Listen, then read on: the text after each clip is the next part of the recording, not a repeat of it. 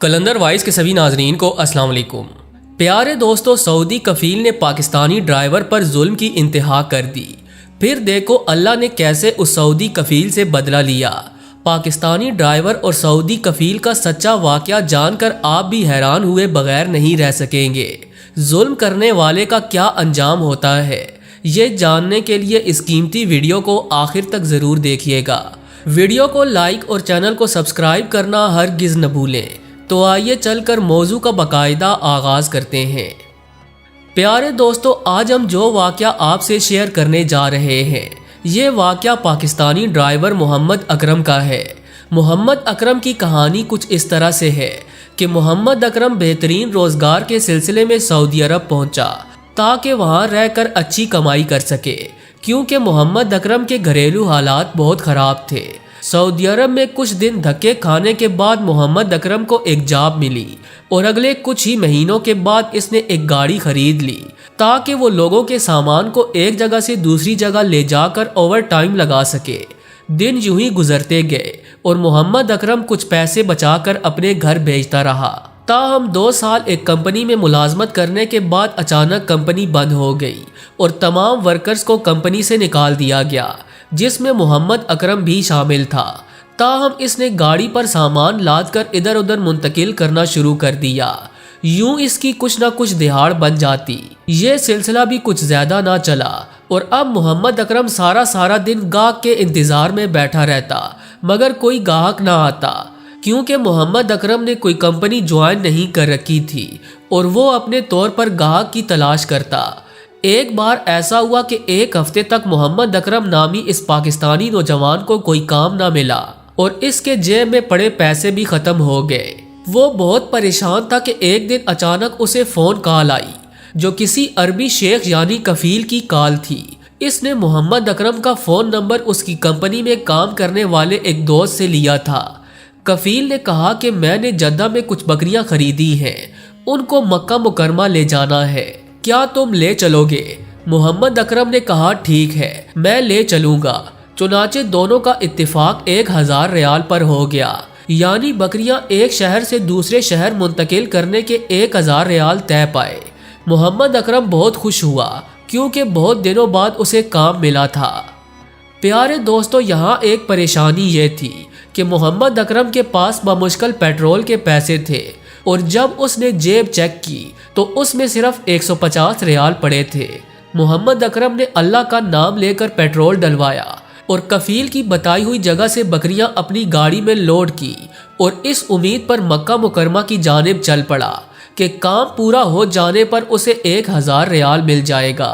محمد اکرم جب مکہ پہنچا تو اس نے کفیل کو کال کر کے مطلوبہ جگہ کا پوچھا اور ٹائم سے قبل ہی اس مقام پر پہنچ گیا۔ محمد اکرم نے دیکھا کہ کفیل کا گھر بہت بڑا تھا اور کوئی فنکشن چل رہا تھا۔ اس نے دل ہی دل میں خیال کیا کہ ممکن ہے کہ کفیل اسے کھانا بھی کھلائے، کیونکہ اس وقت نہ صرف کھانے کا وقت ہو چکا تھا بلکہ کفیل کے گھر کے صحن میں بہت سی دیگیں پکائی جا رہی تھی۔ کفیل نے محمد اکرم سے کہا کہ بکریاں ان لوڈ کر دو۔ چنانچہ اس نے چند ہی منٹس میں بکریاں ان لوڈ کر دی، جس کے بعد کفیل نے اس سے دریافت کیا کہ ان کا کرایہ کتنا ہے۔ تو محمد اکرم نے کہا کہ شیخ صاحب، ہمارے درمیان 1000 ریال طے ہوا تھا، یعنی آپ نے مجھے کرائے کی مد میں 1000 ریال دینا ہے۔ یہ سنتے ہی کفیل غصے میں آ گیا اور کہنے لگا کہ تم نے جدہ سے مکہ تک صرف بکریاں لائی ہیں، کوئی زیادہ محنت مشقت نہیں کی، میں تمہیں 1000 ریال نہیں دے سکتا، یہ کرایہ بہت زیادہ ہے۔ یہ سن کر محمد اکرم پریشان ہو گیا کیونکہ وہ بہت امید اور آس لگا کر آیا تھا، لیکن کفیل اس کی بات ماننے کو تیار ہی نہیں تھا۔ کافی بحث و تکرار کے بعد کفیل نے محمد اکرم سے کہا کہ میں تمہیں 400 ریال دے سکتا ہوں، یہ بھی اس لیے کہ میں نے تم سے فون پر بات کی، وگرنہ یہ رقم بھی بہت زیادہ ہے۔ محمد اکرم کو کچھ سمجھ نہ آیا، وہ بھی غصے میں جا کر گاڑی میں بیٹھ گیا اور سوچنے لگا کہ اب کیا کروں۔ پیارے دوستو، محمد اکرم چونکہ پاکستانی تھا، اس لیے وہ سعودی قانون کی وجہ سے کفیل سے جھگڑا بھی نہیں کر سکتا تھا۔ اس نے سوچا کہ 400 ریال تو لے لوں، ایسا نہ ہو کہ کفیل وہ رقم بھی دینے سے انکار کر دے۔ خیر اس نے بہت منت سماجت کے بعد 400 ریال لیے، لیکن اس کے کمائے ہوئے 400 ریال پیٹرول بھروانے میں ہی خرچ ہو گئے۔ دوسری جانب اسے شدید بھوک لگی ہوئی تھی اور بھوک سے اس کا حال برا ہو چکا تھا، لیکن اس کی جیب میں 1 ریال بھی نہیں تھا کہ وہ کسی ہوٹل سے کھانا کھا سکے۔ محمد اکرم کو بہت دکھ ہوا کہ کفیل نے اس پر بہت ظلم کیا اور اس کا حق بھی ادا نہیں کیا۔ وہ اسی سوچ میں گم اپنے شہر جدہ کی جانب چل دیا۔ رستے میں ایک پیٹرول پمپ کے قریب پہنچ کر بھوک سے اس کی طبیعت خراب ہو گئی۔ محمد اکرم بار بار اس کفیل کو یاد کرتا جس نے اس کے ساتھ اتنا بڑا ظلم کیا تھا۔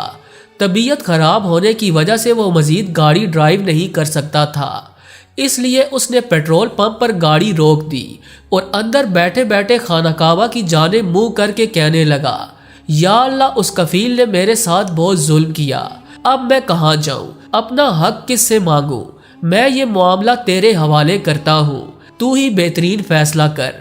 محمد اکرم بڑی ہی مشکل سے گاڑی سے اترا اور زمین پر بیٹھ گیا۔ پیٹرول پمپ کا عملہ اسے یوں بیٹھا دیکھ کر اس کے پاس آیا اور پوچھا کہ کیا مسئلہ ہے۔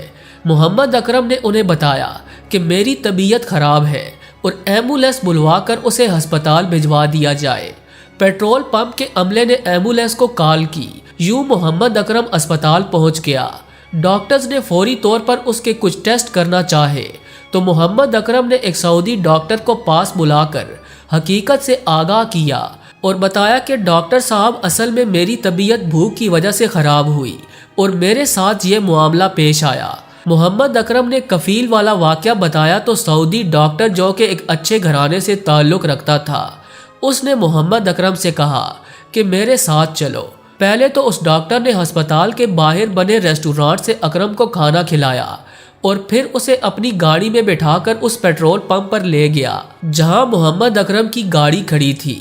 پیارے دوستو، اس کے بعد اس رحم دل ڈاکٹر نے محمد اکرم کو 1000 ریال دیے اور کہا کہ یہ میری طرف سے رکھ لو، جب تمہارے پاس ہوئے واپس کر دینا۔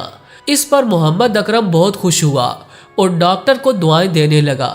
وقت گزرتا گیا، اللہ تبارک و تعالیٰ نے محمد اکرم کے کاروبار میں برکت ڈالی اور چند ہی سالوں میں محمد اکرم 10 گاڑیوں کا مالک بن گیا اور اس نے ایک ٹرانسپورٹ کمپنی کھول لی۔ اس واقعے کے 6 سال بعد جب وہ عمرہ ادا کرنے کے لیے خانہ کعبہ پہنچا تو اس نے ابراہیم خلیل نامی سڑک پر ایک بھکاری کو دیکھا جس کو دیکھ کر اس کے رونگٹے کھڑے ہو گئے۔ وہ بھکاری کہہ رہا تھا، لوگوں میری مدد کرو، میرے گھر والے بھوکے ہیں۔ دراصل یہ وہی کفیل تھا جس نے محمد اکرم کے ساتھ ظلم کیا تھا اور اس کا حق کھایا تھا۔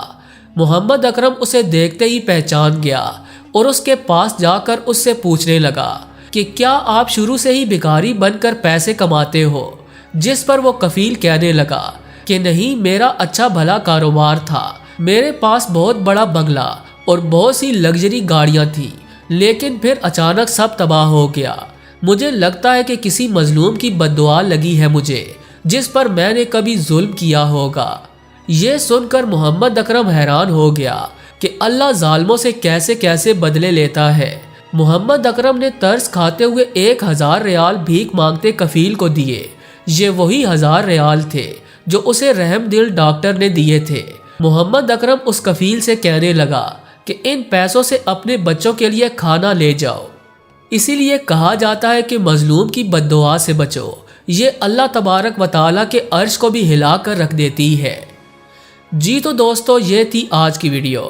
آج کے لیے بس اتنا ہی، اگلی ویڈیو تک کے لیے اللہ نگہبان۔